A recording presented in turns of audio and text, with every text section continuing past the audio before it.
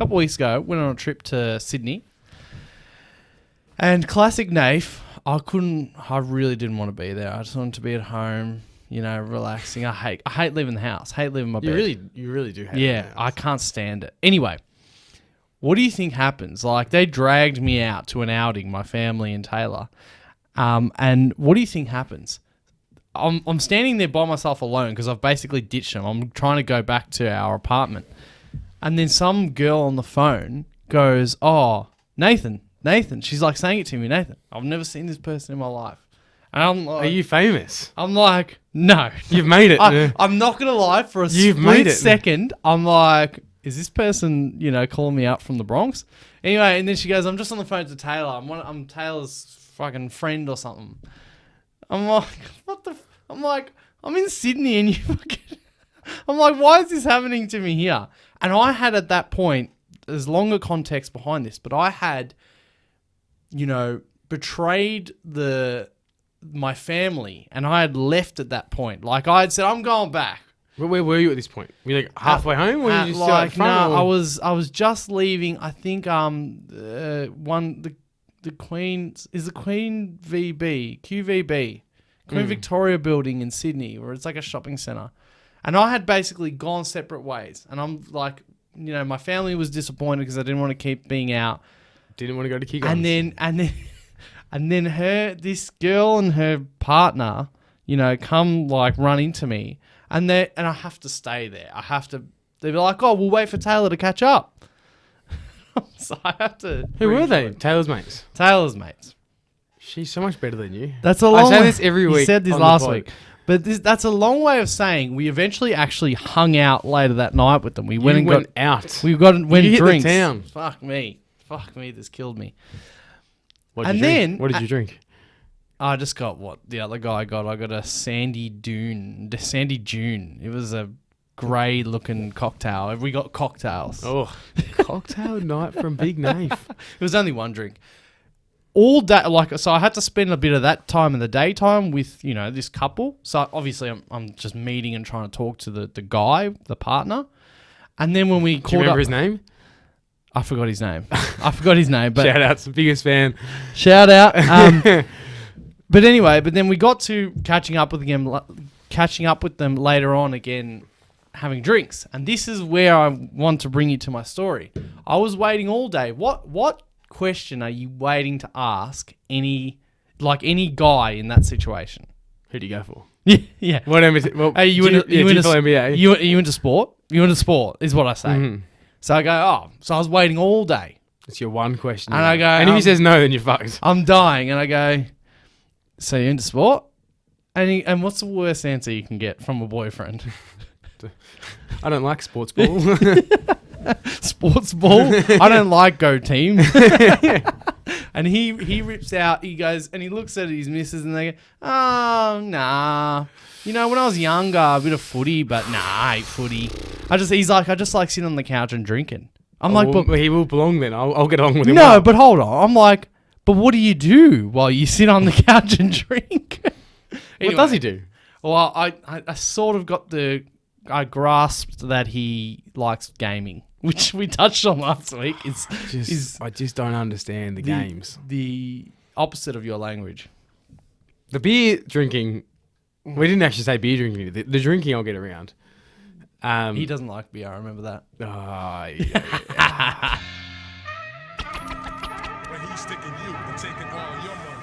Welcome to the Bronx Shear Basketball Show. I'm your host, Nathan Callanan, and as always, I'm joined by my co-host in his starter Celtics jacket. He's coming off inspiration of my starter Sixers jacket last week. That's real stiff. That hurts. I've worn this on the pod too before, I think. If you have, not here. I reckon it was when we were doing the old Zoomy boys. Yeah. Well, it's told you before, I like green. Man, that's beautiful.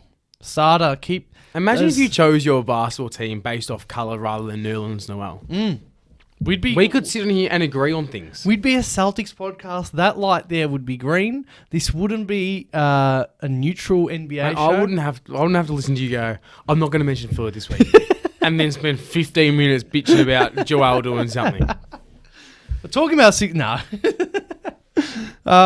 So how are you, mate? I'm okay. You good? I'm okay. Yep. I'm nervy for the playoffs. Yep. Second seed locked in. Assuming we have Brooklyn. Yep. We'll get to that in a second. And that's pretty much where my mind is at the moment. Yeah, so the NBA regular season has officially wrapped up. By the time you're seeing this, by the time this episode comes out, the 7 versus 8 games will have been played. That's tomorrow. But yeah, we're in this 1 day. Go Cavs. We're in this 1 day break. Between it's cool. I like it. We don't want any breaks as fans, like the players do, but it's cool that there's games, instead of just like a 5 day break. And we'll get into our. Are you big on the play-in? Yes, I am. I know. I like how. No matter how shit it is, people are going to watch it, and that's all the NBA cares about. Like last year, the Lakers Warriors game was like the most viewed game all season before the finals. I wish they would cap it in terms of you've got to be within X amount of games of another seed. Yeah.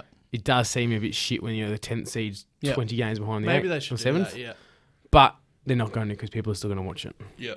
It's my only little asterisk to it. And we've been lucky enough to have 2 years in a row now. I can't remember the bubble if there was any great. Well, the bubble was the first year they did it, and that's when they said you need to be within 5 games, I think, though. Yep.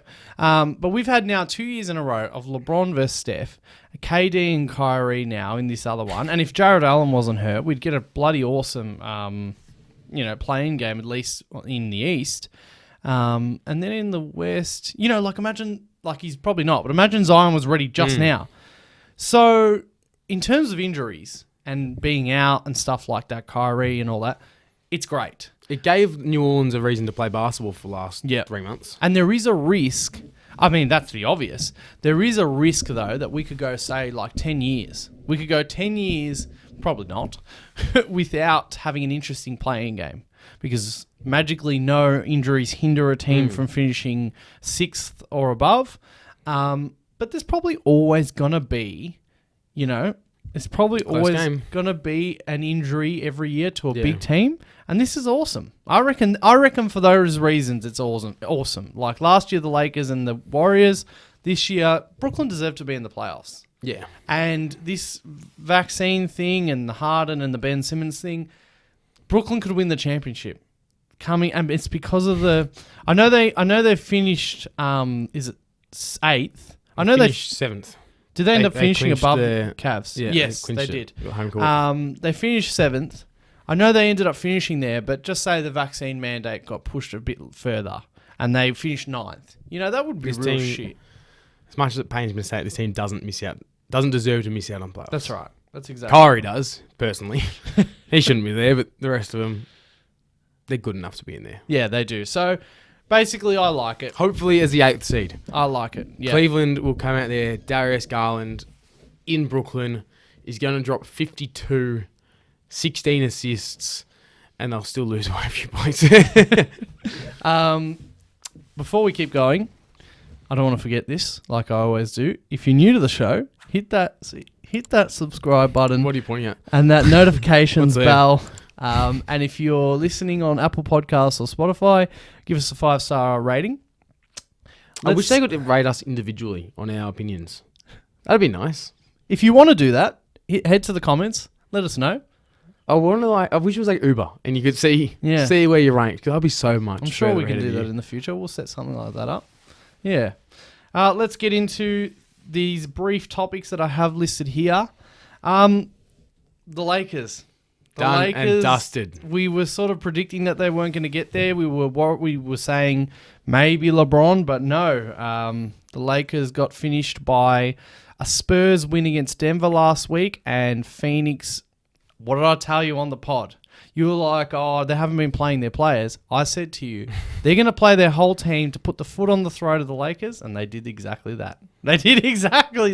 All I could think about was the photo of LeBron posting up on Jay Crowder, I think it was, and Andre Drummond's back in the background. You're posting up with him. Since that point, I don't think the Lakers have beaten Phoenix. Yeah, it's 10-0. 10 or 11-0, something like that. Since and there's another marker from it as well. But basically, so the Lakers did not make the playoffs. But you know what, JL? We're not going to talk about and probably be on this podcast. I really do hope. What? This is the Lake Show's podcast. This is the Lake Show. All we do is talk about the Lakers and Philly. We've talked about them too much, and thank God they're finally gone. I'm sorry, Laker Isn't the Nation. next point about them as well? I said after this podcast. I said after this show. But did you know that Frank Vogel is fired from the Lakers? Because he doesn't know that yet. He only...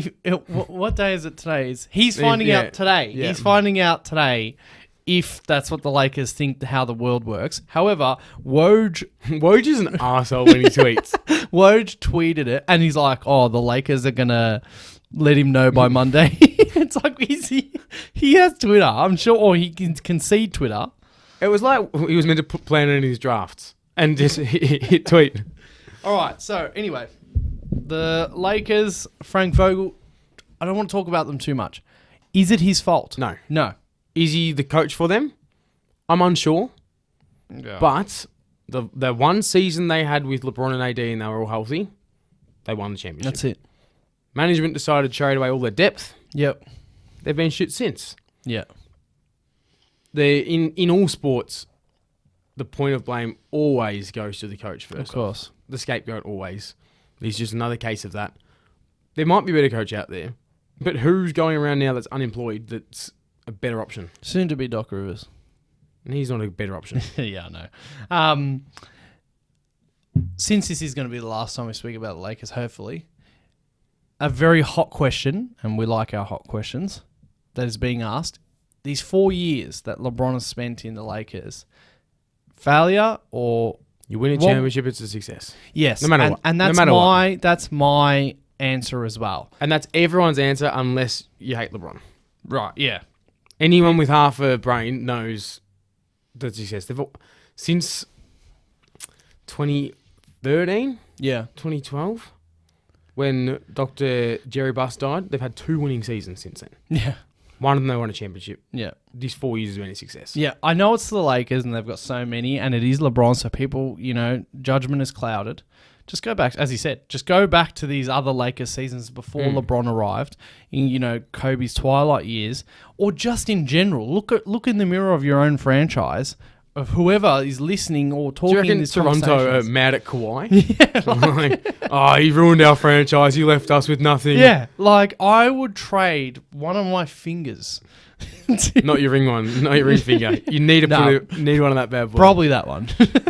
I would trade one of my fingers to have a championship in Philly, and that just shows you we haven't won one since the 80s. That just shows you what... You blew 3-1 leads to Boston in the 80s as well. There's a fun fact for you. Oh, well, the fucking Celtics. 3 separate times. But anyone who's going to say that in a 4-year period that getting a championship is a failure, I don't give a damn. That's such a wrong... as you said it, it's such a full stop statement. If you go any other way, you're just being ridiculous. They won a damn championship. Imagine if you did it in Minnesota. Yeah. Or Sacramento. Yeah, right? Yeah. It's just... A championship's still a championship. Is it that different? I mean, he went to the finals in Cleveland in his most recent stop there. He won one championship in 4 years there. Does anyone look at that as a failure? No. That's it. People are stupid. That's it. So that's the biggest question. But the biggest news, and I'm so happy to leave the Lakers on this. Congratulations to the LA Lakers. They have concluded paying Luol Deng. He, I believe, in 2016 or something, signed the salary cap jump. $72 million contract for 4 years, I believe, something like that. And then they stretched him. I didn't realize it. I didn't think it was this long. But anyway, it was a while. It's they've stretched him obviously for another 3 years, and he is now being he's off the books. He's off the books of the Lakers. So now they can pay Westbrook more money. Also, Westbrook has been saying some quotes, blah, blah, LeBron, AD, Vogel, all this sort of stuff. That's it. No more Laker talk. That's it. We're done. Alvin Gentry has been let go as the interim head coach of the Sacramento Kings. What a shock. Remember I said he looks like the Monsters, Inc. CEO, Waternoose? I believe it was. I think that's the name. Yeah, That was a highlight of your career. that was. It's no surprise he didn't want to be there after the first 2 weeks. What was that post-game interview when he's like, I'm trying. Since they've made that trade, Sabonis, for the win now, Sabonis, didn't they have like the same Exact record same as winning percentage. the Pacers last time we checked? So that's happening in Sacramento. Tony Snell finished his 3rd straight season without missing a free throw. Peyton Pritchard did the same thing for only one season, but I just want to throw that in there. My Yep. boy. I'm sure he he's- only shot 21 free throws, but I'm sure he's played more than Tony Snell. I haven't checked up on what Tony Snell's doing. doesn't matter. I Since couldn't- pre-COVID, I couldn't even tell you who he plays for. the last time he missed a free throw, who does he play for now? Is it? I'm going to say Portland. Something tells me it's Portland. He was there for a bit. Then he went to Milwaukee for a bit. There was Atlanta in there somewhere. Oh, fuck me. He just bounces. I reckon we should play who he played for. Who he play for? I reckon that's the last time he missed a free throw, we'd never heard of COVID-19. yeah. There's a lot of those. Like Who does he play for? you do it. I'll start talking about something else. Joel the Process Embiid becomes the first center. Who does he play for?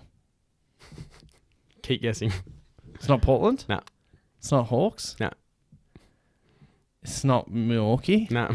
All right. The team has been mentioned so far in this pod. Lakers, Celtics. No. Oh, Pacers. No. Sacramento. No. Who the fuck else have we mentioned? I don't know. The Pelicans. Pelicans. Oh shit. Fuck. No, I didn't know that at all. I did not know that at all. That's a good one. Joel the Process Embiid becomes the first center since Shaq in 2000 to win the scoring title, averaging 30.6 points per game. First center since who to average over 30? I'm not sure. Oh, it was back in the 80s or something. I didn't check It this was a one. long while ago. Anyway, and we'll talk about Joel later because in this episode we're doing What are you fucking talking about the Sixers again? NBA. We're talking about the Sixers again. NBA season awards. Yeah, so he's not going to be able to mention. I'm sure that Joel will come up. And staying on the Sixers, Matisse Thybulle is ineligible for Game 3 and 4 against the Raptors in Toronto because he, JL, He's a dickhead. did not get his second vax. Yeah. He got his first vax, and then he explained that he thought, what he said, he thought that you get your first dose and you're 100% can't get COVID. And I just thought he had his head screwed on more tightly than that because Apparently not. whoever said that? You know, and what vaccine has he ever gotten a vaccine? You know, No, he said in his speech, he said his family didn't get vaccines, but they were never anti-vax because that wasn't a word they threw around. They believed in alternate medicines. Holistic was the and word he Chinese medicines as well. Holistic? Define that word for me. Because people... Someone that hasn't studied anything recommends something. Is it? No. Is that it? Pretty much. It means it's nothing. Right. Because that word's getting thrown around a lot this year. Maybe that's the word of the People are stupid. trendy word. People are stupid. Yeah. That's my theme of today. Yep. People are stupid. And Matisse Thybulle is one of them. Yeah. So very silly. He didn't get the second vaccine, at least from our take. He lost how much money for that one game? I don't know. It's like $300,000 or something. Yep. But talking about that, you see Drew Holiday? Maybe I'm getting... I think that was Drew Holiday's number was 300. that was. I think Matisse was like 50K or something. Yeah. That was funny with Drew Holiday though. Checked in. And those big smiles on his face. Got $300,000 to check in. One of the tweets I saw after that was just works an 8-hour shift for $140. So yeah, Matisse Thybulle will not be eligible for games 3, 4, and 6 if needed due to not being fully vaxxed, so he can't go and play in Toronto. You should beat Toronto without him. In that first... But he does hurt you a bit. We will talk about that. We got a little bit of predictions coming up. And Luka Doncic in the final game of the regular season. He was initially suspended for. Yes, in the final game of the regular season, strained his calf and was reportedly seen in a walking boot outside a hospital. They did an MRI and it came back that he's got a calf strain. No timetable for his return, JL. Now, Moon boots don't necessarily mean anything because they're very precautionary these days anyway. yes. I will strap you up so you can't flex, essentially. But they also then they keep them on if there is a significant injury. So essentially, we have nothing to go by. I feel like Luka's the type to play on one leg. Well, he's already done that. Yeah, He did against the Clippers he did that. Yeah. 2 seasons ago, wasn't it? Yeah. Yeah, I feel like he'd play on one arm, I feel like he's the type, so I wouldn't be surprised if we see him even that first game. But who knows, because a muscle thing, Especially in the calf. yeah, it's a tough, you can't, you sort of can't. You can feel that you can't run.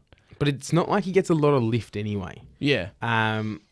Obviously, he still relies on his quickness, which is obviously quite underrated. His first step's pretty impressive. So that would definitely hinder his performances. But if it was someone like Ja Morant, would be like, if this is bad and he can't jump, that's half his game gone. That's right. But he might be all right. Yeah. So we'll look into that soon, actually, the first games. And now, let's do that now. So that brings us to, let's look at we're going to do playoff predictions next week. Mm-hmm. But when we do them, there'll be 2 games played already of the first round. So what I want us to do is predict the play-in winners, basically, and then the first 2 games of the playoffs without predicting the series. So don't let go of your series prediction. Yeah, basically. Like how Orlando always wins game 1. Yes, that's it. Okay, so play-in games. So the first ones, as I said before, are tomorrow. These are the 7 versus 8 matchups. We've got Cleveland at Brooklyn. Let's go with that one. What's your prediction there? 7 versus 8. I'm just going to speak it into existence. The Cavs are going to win. Yep. By -20. Now, look, Brooklyn should run away with that. Yep. But no matter how much everyone talks about how good KD and Kyrie are, they had to beat Indiana the other day. Indiana with nothing to play for, and they won 132 to 126. Was that the game that KD had 16 assists? Yeah. Kyrie had 35. They're just scraping by. Yeah. So look, if Cleveland went in healthy, I'd almost be picking them. I forgot to mention that it was reported that Ben Simmons could be back in the first round. What do you think of that? Fuck no. No, won't be? No. I'm starting, I don't know if I said this on the pod, but I'm starting to think it might be a cover-up for mental health. Because I just don't understand how he could have done his back in a year off. You know? Shagging. Shag. Love that word. All right, so you got Nets. I've got the Nets, and then on the other side, it's hard to overlook the Clippers at the moment. Mm-hmm. And Paul George has come back pretty well. Yes. But we know what he's like under pressure. But I genuinely really do like Minnesota's team at the moment. They're quite well-rounded. And can Zubac stay on Karl Anthony Towns? And, he moves so well on offense, shoots so well. I think Minnesota has the edge here. Yes. I'm going to say Brooklyn as well. They'll get the 7th spot locked in. I'm going to predict the Timberwolves as well at home. That one's a lot closer. If the Clippers win that game, I'm going to predict the Timberwolves, and I don't know why I'm going to say this, but if the Clippers win that game, it's going to be like you're going to hear about it more, of course. Of course you are, but I don't know why I'm saying that. It's just going to shake the NBA a bit if they win that game. Because I also ask you this, is Kawhi playing tomorrow? No. No. No? No. Wink? No. Not even a little. Because no one knows. Have you seen the how they're not letting reporters take photos of him shooting? Or they're not allowed to video him shooting? Yes, I have seen that. So I reckon if you're the Clippers, and I know Kawhi's got his own sort of habits and whatnot, any sports team in the world is trying to market ticket sales to their team. Okay. I know the playoffs I know they don't have games to market yet. But you've got to, looking forward to next year, season ticket sales, which will go on sale, I'm assuming, not that long after the playoffs probably commence. Yeah. You think it's all that? wouldn't you be wouldn't you be trying to do everything you can to suggest that he's close? Yeah. If you're not showing anything, to me that suggests that he's not close. Yeah. Oh, all right, I'll give you that because that could be a real possibility. I just reckon there's something sneaky about it. Something not right about it. I just think it's more than things for next year. You know? And if it was anyone else but Kawhi, it was 100% certainty he's not playing. But Kawhi would have his own superstitions, and he's a quiet guy, as we know. Doesn't like the cameras. Maybe he just doesn't want to be filmed, but it's odd. There's something weird about it, but yes. Uncle Dennis is censoring him. Yes. I think the Timberwolves can just shut this door. I hope they do. I think they're going to shut the door. That's what's going to happen. If the Clippers win, everyone's going to be ramping it up even more, being like, Kawhi, you're going to be back for first round. But I reckon the Timberwolves can just shut this door, and it's going to be boring when they get beaten in the first round. All right, so then we've got Brooklyn and Minnesota locking up 7th and 7th. Yeah. So then that would leave Cleveland and the Clippers to play. Cleveland will play Charlotte. Sorry. No, we're going to predict the other games. The winner of 9 and 10. We've got to predict the other games. So 9 and 10 games in the East. Charlotte versus Atlanta. Yeah, Atlanta wins that. Yes, I've Do you got know that why? as well. Trae Young. See the stat about him? First point guard to... First player player to lead the NBA in total points and assists since 1970. Fuck knows what. I think he might be good, Nathan. Just a little bit good. He might be. We're going to find out. Imagine if they lose to Charlotte. What are you doing then? It's a team's fault. Nah, and he'll drop 42 and 14 and still lose probably. Charlotte's very well rounded. Yeah. I don't think they're actually going to hit it, but at one point during the season, they were about to break the record for most players to average over 16 points per game. Yeah.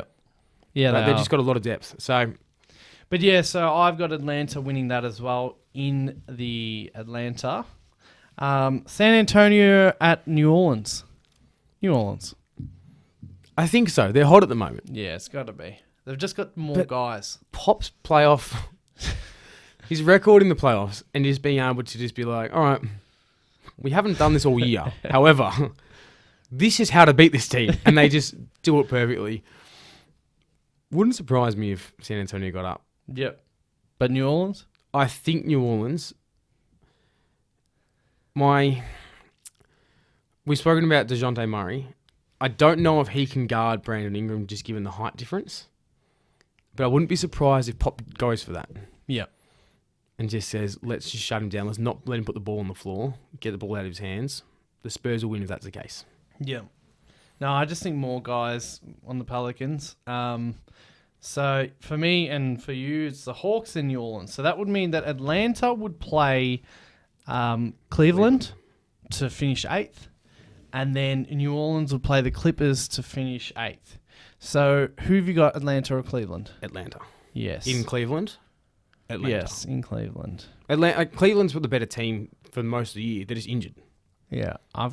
That's right. They're just injured. No Jared Allen. Yeah. I just don't see it happening. Yep.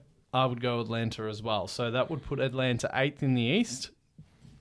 New Orleans Clippers. You okay? Yeah. I'm just dying here. In LA. See, that one I reckon the Clippers. For some reason, my gut's telling me New Orleans. It's a bit like for like. It's mostly small guys. It's a small ball type thing. I know they got Valanciunas. JV could go off. Yeah, I know they got Valanciunas, but the Clippers are going to force it to be small ball. I don't think JV is going to have... I think it's because it's one game. I don't think he's going to be bombing from 3. You know what I'm saying? I don't know what... my head's saying the Clippers. My gut is going for the Pelicans for whatever reason. Tony Snell's going to come on and hit some free throws. Yeah. Just foul him. Get him fouled. All right, so you're going to say New Orleans? I'm going to lock in New Orleans. Okay, I'm going to go Clippers. All right, now let's do our first game predictions, basically. Now, so I'll read these out. Because we're going to give our full predictions for the whole playoffs when we next speak next week. But for now, we should, just so we've got that record, people know we're not just... Because we're going to look like we're just, we predicted the first round, you know what I'm saying? So, the first games. First seed Miami against the 8th seed Hawks. Atlanta. Miami, the first 2 games in Miami, both of them win. Yep, they win. Yep, I've got that as well. Actually, Trae Young's going to go off on one of them. They're going to split the first 2. Wow. Atlanta are going to get one in Miami? They're going to get one in Miami. Wow. Okay. Hot take right there. The second seed, your Boston Celtics, will come up against the Brooklyn Nets. 2-zip Boston. TD Garden. 2-zip Boston. I don't think I'm going to get another answer out of you. I'm going to go 1-1, just like it was last. Brooklyn have got, we'll talk about it next week, but Brooklyn have got the same trajectory, apart from playing Atlanta, unless Atlanta get through. Cleveland. Atlanta. Atlanta meet them in... Oh, wait. Brooklyn didn't even go that far. But you know what I'm saying? They will... If they beat you, they will play the Bucks again in the second round. I can't wait for that.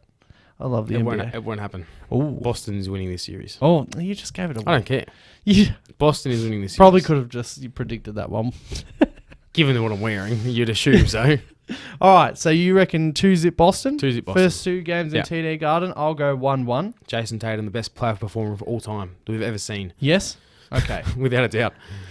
The Milwaukee Bucks 3 seed against the Chicago Bulls in Milwaukee first 2 games. You can guarantee that the Bulls are going to get beaten by about 40 in both games. Guarantee!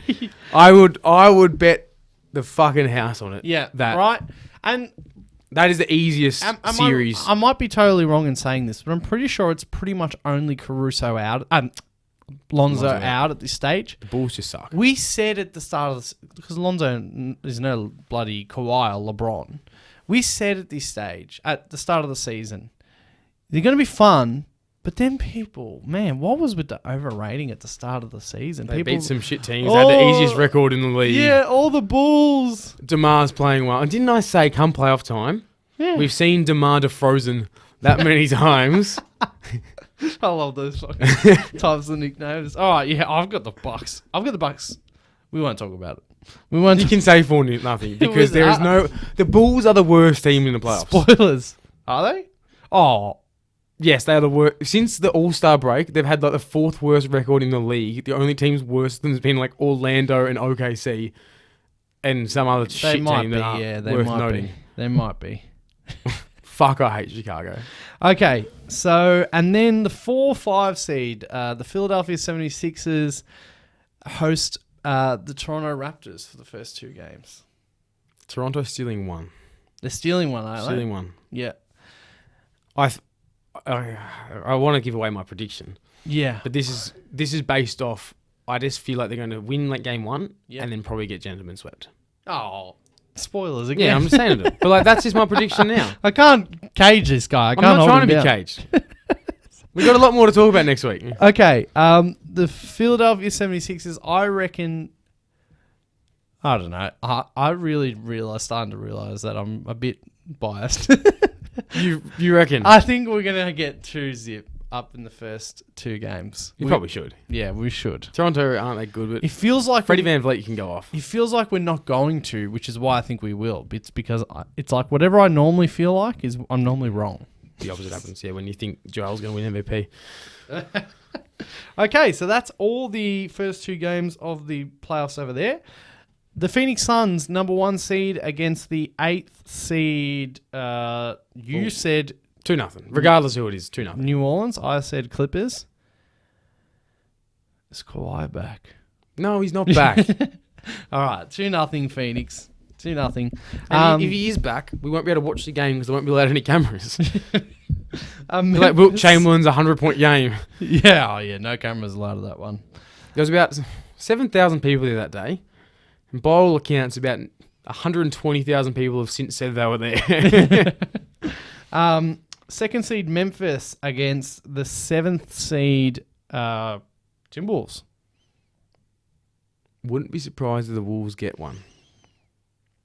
They're both inexperienced teams. First 2 games. They're both inexperienced come playoff time. Yep. I just feel like they're both going to be... It's going to be a shit show of a game, first up. Yeah. And I just feel like it wouldn't be surprised if, they both shoot like 39% from the field. Yeah. It's bugging my mind because they're both the same colours. They better not wear fucking jerseys that clash. I think Memphis will take 2 of those. They are the much better team. I'm really excited. But about like we see this constantly where... Do you remember when Denver, 2015, Denver finished the 3rd seed and played the Warriors in the first round? This was 2013, sorry. Yep. This was like the Warriors' first time announcing themselves. When young teams make the playoffs, it's more likely you're going to get an anomaly than if it's a veteran team. And given they're both young teams with no playoff experience, anything can happen. Wouldn't surprise me. Yep. All right. The 3rd seed Golden State Warriors against the 6th seed Denver Nuggets. It was also reported that it's likely that Jamal Murray and MPJ won't come back after some contrary reports in the past. It's just not worth bringing. Like, that's the thing. Like, I don't feel like players ever come back just for the playoffs. Yep. Just doesn't happen. Well, here's what I'm saying. Not after a full year out. Game 1, Denver for me. Game 1, Denver. Game 2, Warriors. I reckon that's one of the steals. This is how good that guy is. I'm going 2-0. Warriors? Denver. Whoa. Yeah. Yeah. Yeah. Ooh. They're going to... Jokic is going to slow the game down on offense. Mm. And I just think he's just going to score. And he's going to have like 74% field goal. He's just not going to miss. Yep. Yeah. That sort of gives you a bit of a taste. Draymond can't guard him. Yeah, that gives you a taste of what JL and I feel about the Warriors, I would say. Yeah. Yeah, we both maybe have that I same think feeling. as well they can easily target Clay on defense. Curry hasn't been in for... Obviously, he can... Of any player in these playoffs, he can go at 50, probably the easiest of anyone here. Yeah, and they don't have a But notable... there's been few and far between recently in his game. He doesn't seem to be ready to take over like he did the first month of the season. So That's it. Denver. Okay. Then the 4 and 5 seeds, Dallas hosting Utah. Are you thinking that Luka will not play these 2 games? Doesn't matter. Utah are going to choke a fourth quarter lead anyway. We're under the assumption Luka's in 2-0. And if he's not? 1-0. 2-0. 1-1. They don't... Nah, it should be 2-0 to Utah. That's right. But Utah are fucked. It'll either be 2-0 or 0-2. Yeah. One of those. Okay, so that's our early games playoff and play-in predictions. But now we get to JL, what this show is about. It's the season awards. Talking about the Sixers. Talking about the Sixers. Now let's start off with the award that doesn't really touch the court. Let's start off with Executive of the Year. Okay, and look, next to my Executive of the Year, then colon, I just put one emoji. A goat. Because there is a goat executive who I couldn't deny has had the most outstanding moment in this year. And I'd like you to name him for me. Brad Stevens. I got to be honest. He's there. He's up there. Who'd you put in? Daryl Morey. Sixers talk, baby. Daryl Morey, come on. You know it. Don't lie to yourself. Daryl Morey. He played the game well. He played the game. Hand. And yes. He was like Kenny Rogers. Kenny Rogers. Is that the gambler? Is that No. Know when to hold him, know when to fold him. Is he a singer? Yeah. Is he the Dolly and Kenny? Yeah. Yeah. So I do know him a little bit. May you rest in peace. Yes. But yeah, he played his hand better than anyone else did this year, I think. Executive of the Year is a tough one, though. I think that's the most outstanding moment of any of the executive of this year. So, this is one of the ones I said pre-pod just to you. There are weird ones in terms of voting. You know, people argue, like, what's most valuable player? It changes every year, blah, blah, blah. And it usually, of course, the goalposts slightly change, and it's not because of narrative, it's just because things are more outstanding different years because people are doing different things. For Executive of the Year, it's often based around previous year's stuff. Like, for example, who's Memphis' executive? I didn't even look at his name. I don't know what his name is. I wouldn't be surprised if he wins it. Yeah. Because it's, team overperformed. But it's like, he didn't do anything this year. That's it. It was all done in the previous drafts. Yeah. And then in terms of what happened this year and this year only, and in terms of Morey, without a doubt, moved the biggest piece. I actually think Brad Stevens did the most throughout the season, though.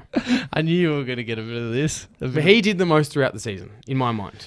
For me, I said and that's at where the time, I don't know how the voting works on this. Yeah. So they're my 3 picks for who might win. But I think, based off my criteria, is who did the most. Not who had the biggest move or who did it previous years. Brad Stevens did the most. What did he do there?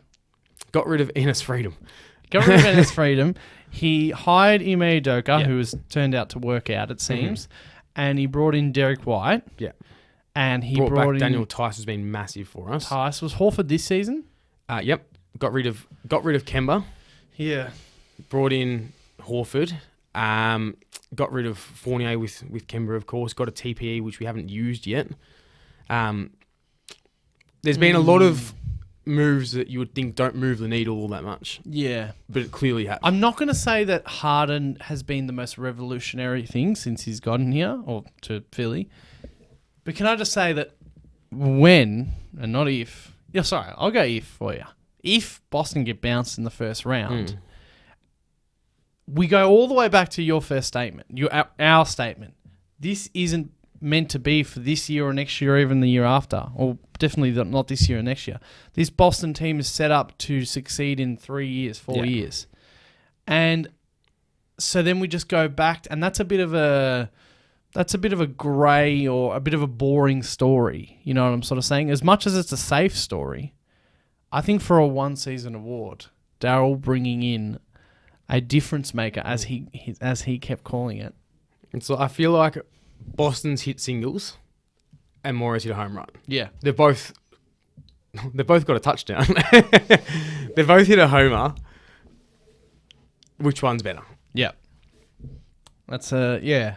But so that's executive of the year. And when I started with Memphis, this is obviously a different approach to Memphis because they did theirs mostly through the draft.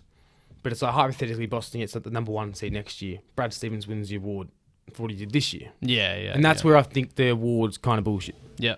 All right. Let's leave MVP to the end. Okay. So let's get over to, I'll just choose them. Let's go coach of the year. Right? We got the same one. We did mention it last week, I think. Is that that why you're going? No, I just know who you have. Doc Rivers. Well, we mentioned it last week, but of spoilers. Alvin Gentry. So we talked about who we think is... We want to talk about who we think is going to win these awards and who we think deserves it. Yeah. You said this basically last week. Monty Williams is probably going to win it. Yeah. But I think, and you think, Taylor Jenkins should win it. Yeah. Taylor Jenkins has done more with less. This is a great job by their executive, Yeah. by their GM to put this team together. But it's also an unbelievable effort by the coach to find the perfect chemistry. Jar misses how many games and they don't lose. Yep, and to get this team up to the second seed is amazing. Monty Williams, in the bubble they went 9-0, just missed the playoffs. Yep. Last year they finished in the second seed, made the finals. They were a shoo-in for top 3 in the West. They finished on top. Yeah. That doesn't suggest that this coach has been the most outstanding coach this year. Yeah, that's right. And this is what I was saying earlier. The award's always backdated a year. Yeah. It's always the coach who deserved it last year, which was Monty Williams in my eyes, gets it the year after. That's it. Because, now he's got the 60-win season. Yeah. But, so we both think Taylor Jenkins deserves it, but Monty Williams will get it. Let's go to Sixth Man of the Year. This is probably the only lock of the player awards. I think Tyler Hero deserves it, and he'll get it. I do too. Also, shout out to Kevin Love. K-Love was flying early on. Kevin Love also. Do you like all the talk about how Hero doesn't deserve it because he plays starters minutes, or do you think that's nothing? Some of these awards I'm going to be like, this is technically judged wrong. But this one I'm going to be like, Nah, technically he's a sixth man. So this is one of the ones where we know who the best player off a bench is. And, like, I don't think this award for, like, last however many years, the best scorer coming off the bench, and teams do it because they can't play defense. They're a microwave scorer that is heat up, and it's good for mismatches. Nothing changed. Jamal Crawford, Lou Williams, and it's a piece of shit award, essentially. Because it doesn't impress me now. Yeah. Like, you know, like, you just know what it's going to be. Tyler Hero has been probably the best of those players I've mentioned recently anyway. But I would like to see an award for the best role player.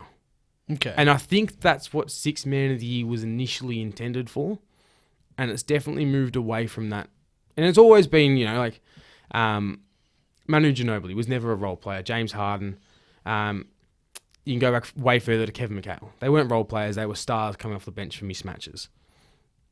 But I think people don't care about that. They want to see someone like Jalen Brunson get recognition. Yeah. Actually, he started most games this year anyway, I think. Yeah. But, you know, I think that'd be a better suited award going forward because Tyler Hero he had the most minutes for Miami this year and was equal third in minutes per game. Yeah. So it's like... What, like similar to like what Joe Ingles became in this last year or so, or his end of the Jazz era when he wasn't starting. You couldn't count him as the Clarkson, but what you're saying was he would come on and it'd be like, geez, you want him to be on. Or it's the person that like unites the bench unit more than ISO score, we all just play defense. Yeah. Like Taj Gibson a few years ago lost it to, I think, Jamal Crawford for like the fourth time. And Taj would come on and have like 12.6 rebounds, but was, you know, playing more meaningful minutes than just... Yeah. You know, and like that's where I think, not saying Hero doesn't deserve the award because he does the way it currently is judged. Yeah. I just don't care for this award. I'd prefer to see a role player win it. Yeah. Or have a role player's award, I should say. Yeah. With you. Moving on. Let's get to another player award. Let's go most improved. Okay, so I think the most improved player award is definitely going to Ja Morant. That Agreed. seems to be the favorite. Mm-hmm. But I agree with, I think it's Draymond Green who just came out and said, this is happening. Ja Morant was about to do this. Last playoffs, you know, and we talked about... 40 piece. Yeah, playoffs is a barometer. Last year's playoffs, he was crazy. You know what I'm saying? He was about to start doing this. He went from 23 points a game to 27. Yeah, I reckon... We all knew it was happening. That's right. He was the number 2 pick. In his third year, of course, there's a jump from 1 to 2 and then 2 to 3. Yeah. I reckon that most improved player should be based on... It shouldn't go to like a Ja Morant. It should go to... We thought that this player was going to be this... Someone that's earned minutes. And then he's like, oh, wait, hold on. He's gone from, we established his level here, and now he's taken his level to establish I thought you were going to give me hate for saying Ja shouldn't win this award. Okay, well, no. It doesn't feel Ja's right. minutes haven't changed. Yeah. Because he was the best player on the team last year, and he's still the best player. Like, Jordan Poole was arguably my number 1 pick. I reckon we got Darius the same one. Garland. Oh. Yeah. Would be very close. Garland's in a similar position to Ja in terms of the minutes didn't change much. The points per game went from 17 to 24 or whatever. Like, it wasn't a massive jump, but his production definitely increased. His ability to like pass the ball went through the roof. Yeah. To me, that's more improvement in a player's ability than what Ja went through. Is that your deserving, Garland? Who's your deserving? So who would you pick rather than, or is it Ja? The way that it's been judged recently, I think it would be Garland. Yeah. In terms of who improved the most, the way that we both think it should be awarded, I would say Jordan Poole. Okay. Right. The way, if we could reconstruct it, I would say Jordan Poole. Okay. He forced his way into a team, and he's like almost forcing Clay to the bench. Yes, I know what you mean. That is more improvement than what the other two have done. Yeah. Well, then we do have a slight disagreement. I think Garland, and I'm a test guy. Like, you know, I heard that I didn't know about Garland's points improvement. I heard that Ja's gone up 9 points or something like that. It's something like that. From like 23 to 27. Ja? Yeah. Was it not 9 points? It was 9 something. Ja Morant's stats. Let's have a look. I don't want to look silly here. You are going to look silly. I believe it's like... 19.1 to 27.4. That's bigger than I thought. I thought he was in the 20s last year. 8 points. Yeah. Something like that. Nearly 9 points. But as I said to you, for me, I don't know. I actually thought... I know this sounds crazy, but I thought a less out of nowhere rise, but I sort of saw Jordan Poole getting to this. Really? Yes, maybe not in 1 year. So who's your pick? Garland. Yeah? I thought I established Garland's name as like he's way second to Sexton. But recently I said to you, maybe they should trade Sexton. He had 13 assists in a quarter not long ago. This season. Like he's like established himself as their best guard and like one of the best up and coming guards in the league. Whereas he was, for me, just not even... The names were Sexton, Kevin Porter Jr., the troublemaker, and then Garland. Like, why isn't Garland jumping to their level? But now it's like... If Sexton can improve as well... Yeah. Especially with the defense they've got at the moment with Allen and Mobley. Yeah. Like, that is going to be a very good team going forward. Yeah. Well, I'm just going to say that it is taking great restraint for me to not say a certain name in the most improved players. But for the sake of not bringing up the Sixers, I won't. But can we just all read each other's very minds? Very close. No, I'll say it. It's second year. Tobias Harris. No, I 100% agree with Tyrese Maxey. My God. Big jump. You're not I think second year players should be eliminated from. But you're not supposed to make this jump in your second year. It was a big jump. That's the crazy part. He's shooting 40-something% from three this year. 42 or 4. It must be nice playing with Joel. Like, he has so much space. Man. But I didn't say it. You said it. For once. Okay. For once. Now, let's get to Defensive Player of the Year. No, Rookie of the Year. Let's go to Rookie of the Year. I'm going to... My pick here... This was tough this year. Who do you think's going to win it? This one, actually, you don't know, really. It's a bit of a... Or you think there's a lot... I think there was a front runner. Yeah. Got injured towards the end of the year, which is Mobley. Yes. It reminds me of 2011 when Kyrie was leading the whole way, got injured. Rubio went up in the ladder. The MVP ladder means nothing, or the Rookie of the Year ladder means nothing. And they're like, look, body of work over the course of the season, still Kyrie, despite the games missed. To me, I'm still giving it to Mobley. I think what he did on defense and the way he helped improve these Cavs was more influential than any other rookie this year. But I find it funny that Cade Cunningham missed the start of the year. Started pretty poorly when he did come in. But people essentially ruled him out of the race because he missed too many games. But now he's played essentially the same amount. Yeah. And has been very good in the latter half of the year. Doesn't seem to get that much attention. Who do you think is going to win it? I feel like Scotty Barnes is going to get a lot of second place votes. Yep. And I reckon I think Mobley's going to get a lot of first place votes. Cunningham will get a few. Barnes will get a few. But I think Barnes is going to come more seconds across the board, and he's going to win it. Okay. But your pick would be Mobley, your deserving pick. Yeah. My deserving pick is Evan Mobley. But I'm going to say that on... I think if you were to ask me who's going to be the better player in the future... I think the safer pick might be Scotty Barnes. They're the top two for me. Yeah. I would say Cade. No, just out of those two. Because I reckon it's out of those two. They're the top two. I think you're probably looking at a... I reckon Scotty Barnes is absolutely. They probably won't hit these. They definitely won't hit these. But I can see Mobley being a Kevin Garnett light, dominates defense, can run the offense through him, but to win a championship, he's not going to be your best offensive player. And I can see Scotty Barnes being a poor man's Kawhi in terms of great on defense, very good rebounder, can score the ball from sort of every position. Prime KG, prime Kawhi. It's so hard to compare the two because they play so differently. Yeah. And that's what I feel like with these two. Yeah. Obviously, they're not going to even get close to those heights, so please don't fucking grill me for that. They might. Hold on, they might. They won't. Those two are some of the best players we've ever seen. Yeah, but they might. They won't. But you know what? Do you get what I'm trying to say in terms of it's going to be so hard to judge who's better because Mobley already is so good on defense. Yeah. And his passing ability for a big man is going to let teams run offense through. Yeah, I can't quite put my finger on who I would pick to be the better player for the rest of their career. The better heights, peak of their powers, as I say.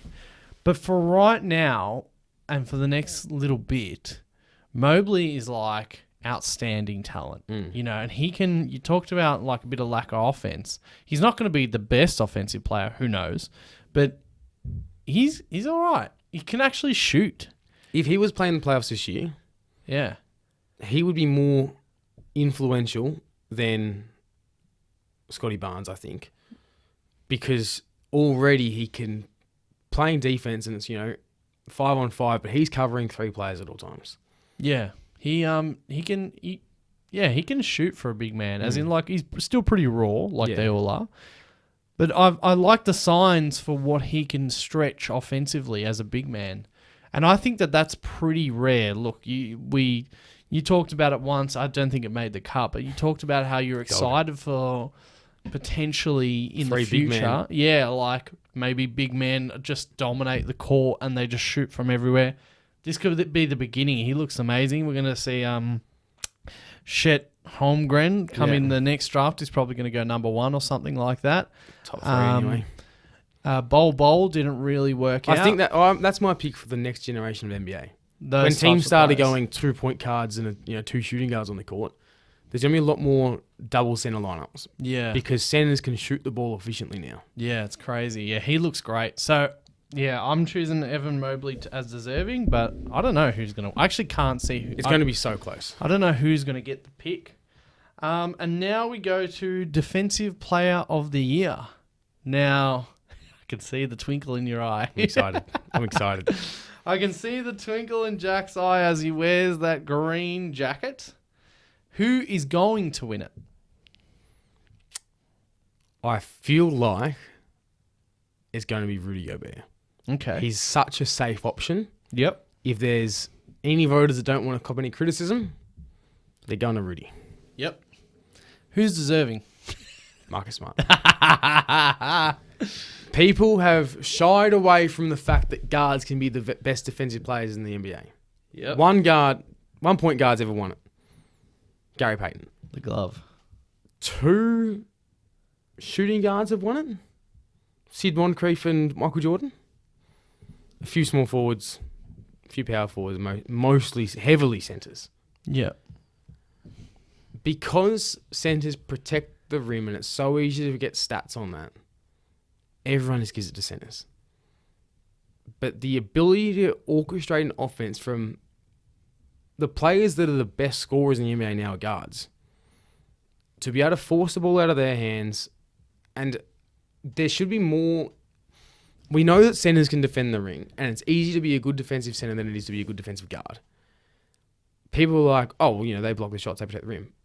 But it's credit to the guards for funneling them into the big man as well. I think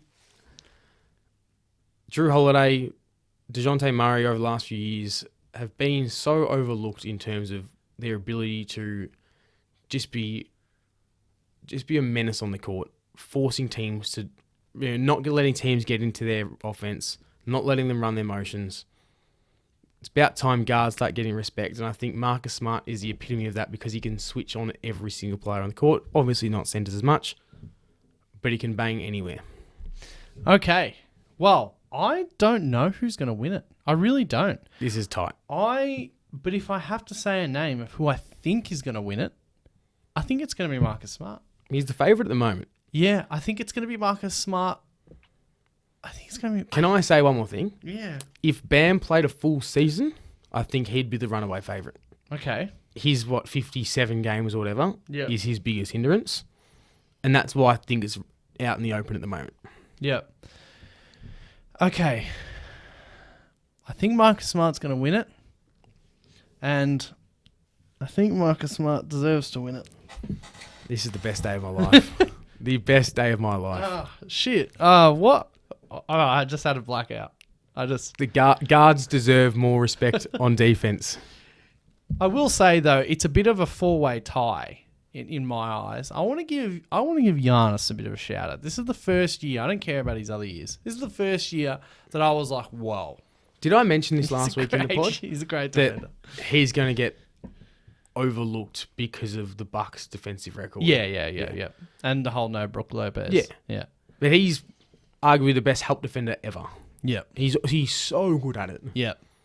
Yeah, no. But because of Milwaukee's average defense as a team, he's going to get overlooked. he's so good. And the voters are going to highlight Boston having the best defense, like one of the best defenses in NBA history in relation to other teams in the last or since New Year's, essentially. Yeah. Like we are far and away the best team at the moment, Defensively, yeah. and it's just easy for the voters to be like, "Yep, who's a front runner for that?" Yeah. Marcus is spearheading it. Yeah. Let's just go to him. Rudy Gobert's always going to be in the conversation. Marcus Smart, and Bam then and Giannis. Mikal Bridges. Mikal Bridges and Giannis, and I put those four. So Rudy, Marcus Smart, Mikal Bridges. You didn't have Bam, did you? No, Just from games played? a little bit of that. I just don't know what Miami are, apart from this is individual award, but I can't help it. Like I just feel like, I don't know. I don't know what Miami are or any of their players are. And I've mentioned before how first team all defense is a legacy award. And much like the awards before, as voted on the year after, wouldn't surprise me if Bridges wins it next year. Yeah. It always takes 1 year to get the recognition you deserve. Yeah. Always. And it shits me to tears. Yeah. He could get it, though, because of their record. It'll definitely be close. Yeah. Okay. Well, Marcus Smart for both of us, deserving at least. Now, the big one. The NBA Most Valuable Player Award. Who's the top three? Who's the top three? Yeah, now that we're done with the season. Giannis. Yeah. Embiid. Uh-huh. Kevin Porter Jr. Nikola Jokic. Yeah. Are they your top three? Yes. I think they are everyone's top three. Yeah, but what? One of the ladders by the end of the season or 1 week before the end. Devin Booker? Who did they put in there? Tatum? Doncic. They throw anyone in there because the ladders are stupid. They want insane. they want people talking. And they bumped out Embiid for it. Okay. All right, let's do it. So who is going to win it? Jokic. And who is deserving to win it? Jokic. I knew that was coming. Did you want to talk about him? He's the best. All those. I've said it enough. Everyone knows how I feel about him. The best passing big man of all time. Best field goal percentage best true shooting percentage of anyone ever, excluding Steph Curry's 2016 season. He's just unstoppable on offense. Without a doubt. Yes. Okay. The big one for me. Does it hurt to admit it? Okay. I believe Jokic is going to win it. Say it. And I think Joel Embiid.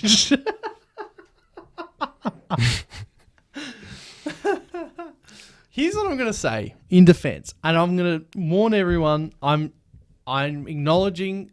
All I'm going to do now is just try and defend Joel. All right. Do you honestly think he deserves it more? I don't. Give me a second. I don't know if I've said this on the pod before, but I've definitely said it to you. The thing about Jokic and the thing about Embiid is that Embiid, I've said this before, the two most obvious things in basketball: score, defend. Defending is more obvious than passing, right? Embiid scores and defends better than Jokic. I don't care about the free throws because he gets fouled. I know he looks for fouls. I wasn't going to mention the free throws. Okay. Jokic is amazing. But that's why people lean to Embiid. I'm going to say Joel because I'm a Philly fan. However, if I wasn't a Philly fan, I'd say Jokic. That's me admitting that that's a biased answer. You know what I also want to say is that it's nowhere near... One thing that hurts as just a person is that the way that Embiid got pushed away at the end by the narrative. It's so... His His last 3 games were incredible, but from 10 games left to 7 games left, he was average. And then Giannis came in because he beat Brooklyn and Philly. And yes, that's big. It's an 82-game season. But the thing is, for me, it's truly Jokic 1A, Embiid 1B. And if anyone tries to be like, Embiid is below Luka, this is why I actually think awards are bullshit. Giannis had a better season than Embiid. No, you didn't. You don't. I think he's a better defender. He's a better scorer. Didn't win scoring title, but I think he's a better scorer when it comes down to it. Better rebounder. Better passer. Team's better as well. Yeah. I think Giannis had that's a big thing with Giannis. His team's better. Remember when his team wasn't even... So with Giannis, I know he keeps improving as everyone goes on, but I can't wait for the playoffs so he can get found out a little bit. When he's, quote unquote, there's Ben Simmons but longer. The thing about Giannis, do you remember when they didn't have Drew Holiday? His reputation changed very quickly. That's right, exactly right. I'm sorry, but I will die on, at least as for right now, until things change, if Embiid had the fortunes like Giannis, let's just say, to eventually have a perfect team around him. I know it could be better, Milwaukee, but it's still it's a great fit. If Embiid always had or now had that perfect fit, which now Harden is still not proving to be, and our depth and our shooters, none of it's proving to be good around Embiid. You're very critical of the Harden trade so far. I don't think it's as bad as you think. Oh, you got to see it. You got to see him, bro. He can't. I don't know if he's injured, if whatever, but he's supposedly fine. He can't drive. He can't drive. He literally cannot drive. He's got no license. But that's it. No more Sixers. Giannis isn't a better scorer than Embiid. I'm telling you now, man. If Embiid puts up a 50-piece in the playoffs... Oh, he will. Or the NBA Finals to clinch a championship... then I'll believe it. Those, and people talk about his free throws and his jumpers. You know that tightens up in the playoffs, right? That I said that Giannis could be top 5 all time, that Game 6 Giannis or Game 5 Giannis, whatever it was. That's correct, because he wasn't missing his free throws, he was hitting the free throws. But that's not him. Let's be honest, it's not really him. Even with his improvements, it's not actually him. And if you can set up the wall nicely... Again, the Phoenix Suns weren't the best team in the West last year. I go on again. Sorry. But this is not a Giannis bashing thing. I'm just telling you that out of the 3 of them, Embiid's the best scorer. Of the 3 of them, who's going to be most impressive in the playoffs? Gut feeling right now. Of the 3 of them, the most impressive in the playoffs, it will be Giannis because of his team. Look at the other 2 teams. Exclude team record. Just in terms of individual performance, who do you think is going to impress you the most? But you know that Giannis is going to play... He has the opportunity to play better because his Denver team's not hindered. But if you do more with less sometimes, or if you do like... If for example, Embiid just dominates the first round, averages 35 and 14, even if you win in 7 games, you get bounced in the second round.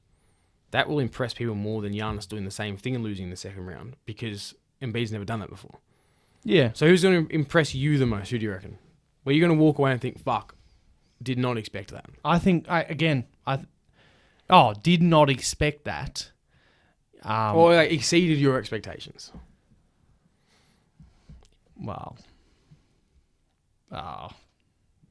Maybe Embiid. Maybe Embiid exceeded my expectations because of what I'm trying to say.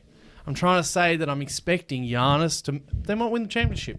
Bucks are one of the favourites, obviously, to win the championship. Because, again, the Lakers and the Clippers have fallen over. There's no Jamal Murray in that. The Jazz have fallen over. The Mavs haven't worked it out. The Nets haven't worked it out and Ben Simmons. The Sixers have bloody not worked it out. The Celtics aren't ready. I'm telling you, these 2 years... Celtics are winning the championship this year. Miami haven't worked it out. These 2 years that we're in... is just so nice for the Bucks and the Suns. And I'm sick of saying it, but it's the truth. And it's so nice for... whatever. It's so nice for Giannis as well. But anyway, I think that Joel... I want Joel to win the MVP. I want him to win it. Next year's his year. I just think that... Because Jokic will have to up it again next year, which won't happen. That's right. I think this is pretty close to his ceiling. I just think that... I think that they're truly 1A and 1B. And I think that Embiid's, because his stuff is more obvious, it's crazy, but because his stuff is more obvious, but less consistent, and only this season by the Tinies, he won the scoring title. Do you reckon it's more obvious? His ability to play basketball? The passing and the scoring and the defense. It's The more defense obvious. isn't... They're pretty similar defensive players. Nah, Every stat suggests that they're pretty similar. Yeah, no, forget the stats. You got to watch the games. He's more athletic, so he gets more blocks that comes over from nowhere. But Joel's one of the best defensive players in the league. watching Jokic play basketball, that is the most obvious thing when you watch him orchestrate an offense. He is better than anyone in the league at it right now. You're talking about offense now, though. Yeah. And that is the most obvious thing. You said two most obvious things is scoring and defense. The most obvious thing when you watch it, anyone that's never seen basketball before could watch it and be like, how did he just do that? How is he just dominating Anyone who's this? never watched basketball before is going to be like, the first thing that they're going to look at is the person putting the ball in the bucket. And that's the truth. Not when They're not when going you to watch Jokic understand. play. They're not going to understand why Will When you see Barton, the way he passes the ball and the way they give it to him every single possession. I know, but the analogy you just made, which is a good one, he's not going to understand why that pass from Jokic is so good past, in the corner of his eye to Will Barton making the three. They're going to be like, oh, Will Barton. And that's not a big thing on what I'm saying. I'm just saying that when it comes down to it now in the playoffs, James Harden's going to stuff it again. Maxey, second year, probably going to shell. Tobias Harris, shell. Tobias Harris. I am taking Embiid over 3 defenders than Jokic to pass. And I know that's actually could be wrong, but you know what I'm saying. I don't. Couldn't disagree more. You want the pass than Yeah. the shot. Yeah. Jokic's players don't shy away because of how good he is. That's a good point. He gives them more space, more opportunity.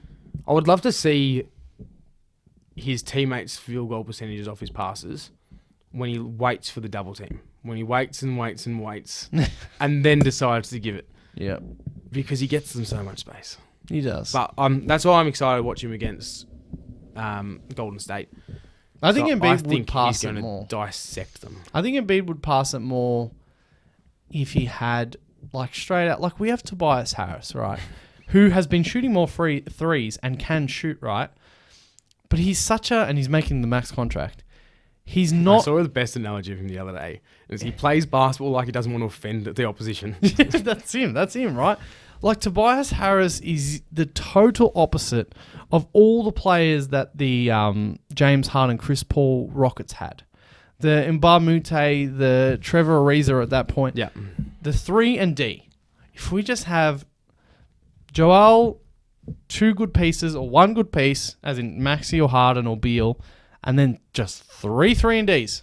3 and Ds are hard to get though. I know they're hard. I love when people say that. We just need a 3 and D player. And it's like, there's 6 good ones in the whole league. I know that they're hard, but in one way or another, these teams like Denver, they're good, they're well run. Teams like Denver, and I can't think of other teams at the moment, they just find these guys out of nowhere, like I think Utah. they create them though, as well. Yeah, well, yeah. Like Aaron Gordon was never known for his defense. Yeah. And then he's put in a position where you're going to conserve so much energy on offense because we'll find you. Just put in on defense. Yeah. Yeah, I don't know. But anyway, that's me trying to defend Joel. I will admit that Jokic probably deserves it. That's where we got to here.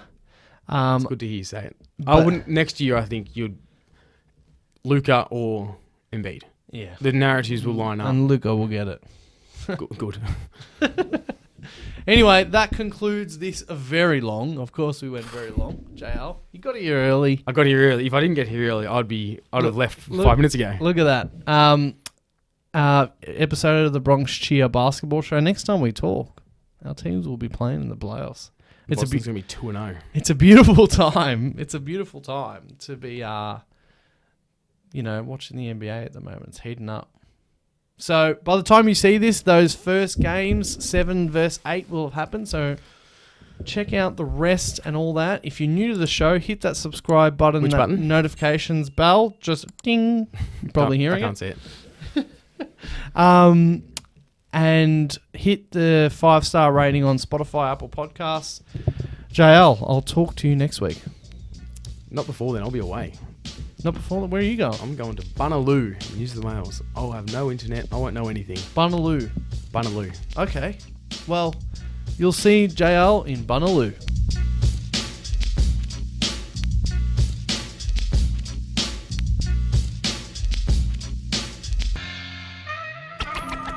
When he's sticking you and taking all your money.